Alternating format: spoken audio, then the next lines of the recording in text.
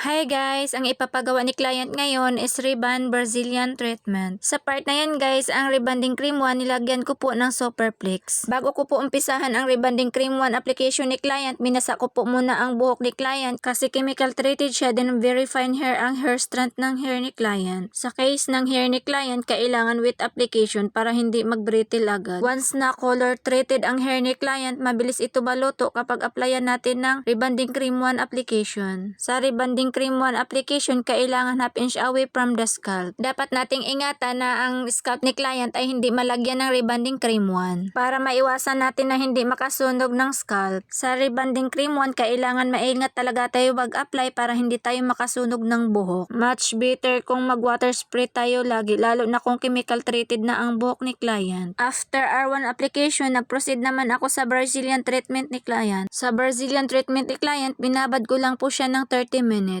After 30 minutes, nag-blow dry naman ako sa hair ni client. Pinapatuyo ko ang Brazilian treatment niya. After that, nag-proceed naman ako sa pag-a-iron. Sa pag-a-iron, kailangan manipis lang para maganda ang result sa hair ni client. Sa part na yan guys, nag-prepare naman ako ng neutralizer. Dinilagyan ko ng Superflex para may protection ang hair ni client. Sa neutralizer, binabad ko lang ng 10 minutes. After process, ito na yung result. Thank you for watching guys.